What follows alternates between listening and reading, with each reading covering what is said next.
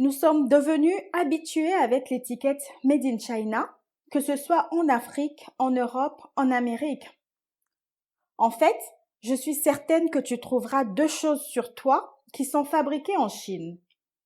Le label Made in China est partout. Acheter un de ces produits de Chine ne garantit pas toujours le meilleur prix et ou la qualité. Par contre, ils sont probablement sur la voie de prendre la place des États-Unis d'Amérique en tant que leader économique du monde. Est-ce possible pour l'Afrique de se positionner comme un leader économique dans les années à venir? C'est ce que nous allons voir dans cette vidéo. Bonjour et bienvenue sur Les Entrepreneurs d'ailleurs.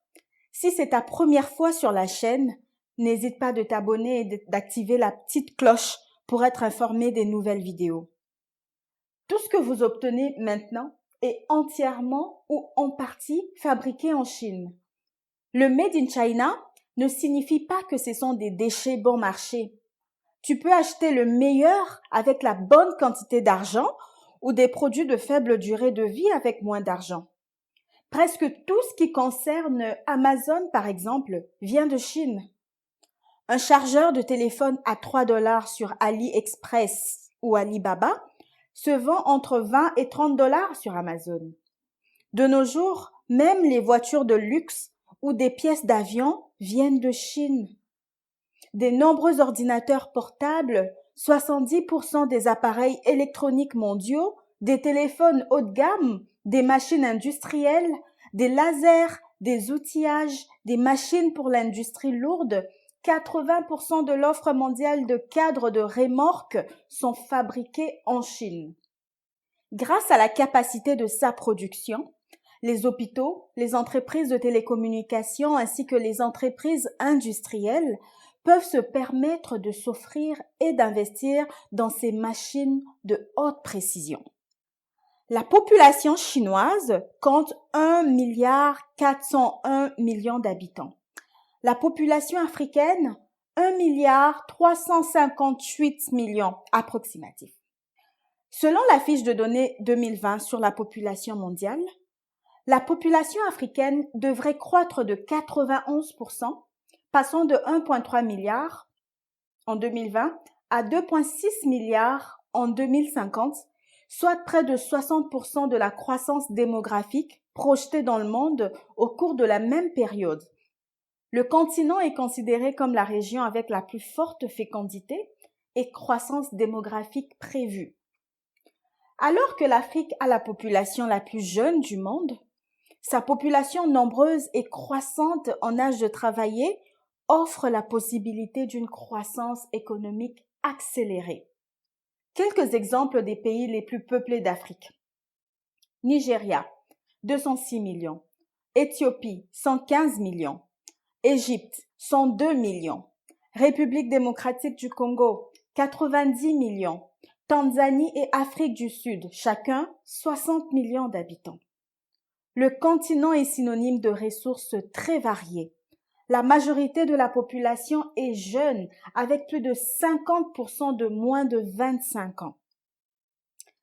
Alors, pouvons-nous comparer l'Afrique à la Chine? L'Afrique est certes un continent de 54 pays. La Chine est un pays. Il existe de nombreuses cultures et pays en Afrique, ainsi que des niveaux variés de développement social et économique. L'Afrique n'est pas un monolithe en soi. Par contre, la Chine ne l'est pas non plus, mais au moins, ayant le même gouvernement et la même monnaie, il est donc plus logique de la décrire comme une économie unique. Donc, est-il vrai que la Chine contrôle le flux de l'économie africaine? Dans le même temps, le marché africain pourrait-il entrer un jour sur le marché asiatique ou le marché mondial? Et d'abord, comment ça se fait que la Chine fabrique tous ces produits? La spectaculaire croissance de la Chine depuis 4 décennies s'est accompagnée d'une mainmise renforcée du pouvoir communiste sur la société chinoise, souvent grâce aux nouvelles technologies importées d'Occident.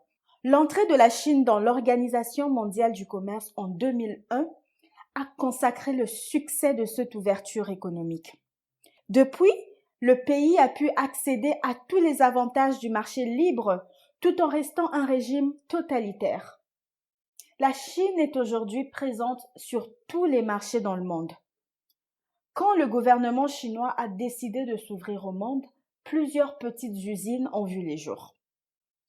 Il faisait en ce temps-là principalement des copies de grandes marques et les gens préféraient acheter un Nike à 20 $ au lieu d'une vraie paire de Nike à 100 $, Abibas au lieu d'Adidas, par exemple.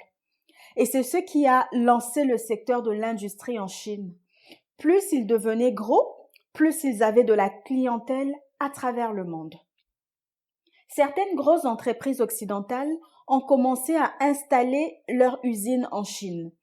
Et pour le même nombre de travailleurs en Occident, la compagnie payait 10 fois moins cher le salaire aux employés en Chine. La rapide industrialisation a créé beaucoup de richesses en Chine, mais aussi beaucoup de problèmes tels que la pollution. Parallèlement à cela, il y a eu une révolution de transport avec l'invention de la machine à vapeur, rendant le transport maritime par bateau ou par train beaucoup moins cher. Dans le même temps, les Européens étaient occupés à conquérir le monde. À cause de cela, de plus en plus de nations ont commencé à embrasser le commerce international tout en rivalisant vigoureusement les unes avec les autres pour gagner une domination économique et militaire, les unes sur les autres et leurs colonies. Finalement, cette compétition est devenue un point de basculement et la Première Guerre mondiale s'est produite. Puis la Seconde Guerre mondiale, puis la guerre froide. Finalement, après la guerre froide, lorsque la plupart des grands gouvernements ont décidé de se calmer, une période de mondialisation rapide s'est produite. Mais c'est vraiment après les accords conclus par la communauté internationale, après la Seconde Guerre mondiale, qui ont jeté les bases du genre de mondialisation que nous connaissons aujourd'hui. La plupart des pays ont convenu d'une politique monétaire internationale qui a essentiellement facilité les échanges entre les pays en éliminant ou en réduisant les impôts. Ils travaillent fort, la main-d'œuvre coûte moins cher et ils sont très rapides dans la réalisation de leurs produits. En Chine, la chaîne d'approvisionnement est devenue énorme par rapport à d'autres pays. Littéralement, tout ce dont tu as besoin est disponible à portée de main. Pour le continent africain, de les surpasser ou au moins pouvoir rivaliser avec la Chine serait l'équivalent de travailler 2 fois plus fort, de coûter moins cher et surtout d'être très rapide dans l'exécution des tâches. Il faudrait penser à une chaîne de production plus efficace. Mais plus encore, les Africains dans l'ensemble devraient se réunir et apprendre à promouvoir premièrement les magasins locaux. Pourquoi ne pas créer des centres commerciaux attrayants dont la majorité des magasins seraient des artisans locaux? Il semblerait que les Africains soient tribalistes et les Chinois nationalistes. Dans certains pays, par exemple, un ressortissant de telle région ne peut exercer de hautes fonctions ou avoir une business qui marche dans une autre région, par exemple. Rejetons le tribalisme. Franchement, ça ne nous avance en rien. Et mettons-nous au travail. Il y a même certains projets bloqués simplement parce que ça pourrait avantager les gens de telle ou telle tribu. Ouf. La transparence dans le commerce. Être vrai envers le prix. Et quand un client potentiel demande à savoir c'est quoi son prix, la personne qui dit inbox moi je te donnerai le prix. Pourquoi? Pourquoi ne pas l'afficher ton prix? Pourquoi ne pas créer un label et le rendre un peu plus professionnel et standardiser la procédure? Ça créera un sentiment d'équité. Implémenter la culture du réseautage entre nous, comme le font les Juifs et les Chinois, afin de réaliser ce qu'on appelle économie du groupe. La société africaine est en transition et a besoin de temps pour changer. Mais malheureusement, la concurrence ne nous laisse pas ce temps. Quand les Chinois arrivent quelque part, ils fixent un prix compétitif, apprennent rapidement les langues. Il n'y a qu'à voir les Chinois dans les pays africains qui parlent nos langues, apprennent même à cuisiner des plats traditionnels. Une chose est certaine, c'est que l'Afrique a besoin des meilleurs dirigeants, meilleurs leaders. En effet, La concurrence exploite le manque de développement. Les Africains ne peuvent rivaliser dans cette situation, à moins que les gouvernements africains ne protègent l'entreprise africaine en allégeant les taxes et probablement en accordant des subventions aux entrepreneurs locaux. Pour construire une infrastructure, par exemple, on a besoin d'ingénieurs en construction qualifiés et expérimentés et peut-être du technicien qui a déjà effectué ce travail. Nous utiliserons probablement un équipement de construction sophistiqué. Et donc, pourquoi ne pas miser sur la multiplication des formations spécialisées et garantir leur accessibilité en tenant compte du fait que la main-d'œuvre n'a pas assez équipée et n'a pas le moyen de se payer des formations à prix élevés, d'où les subventions par exemple. Pourquoi ne pas copier ce qui se fait de bon ailleurs tout simplement et l'adapter à nos réalités? J'aimerais avoir ton avis par rapport à cette réalité. Penses-tu qu'un jour on parlera de Made in Rwanda, Made in Sénégal ou encore fabriqué en Côte d'Ivoire? Que devrait faire l'Africain pour se positionner comme un leader économique mondial? Quelle est ta part de responsabilité dans cette ère? N'hésite pas d'inscrire ta pensée dans le commentaire.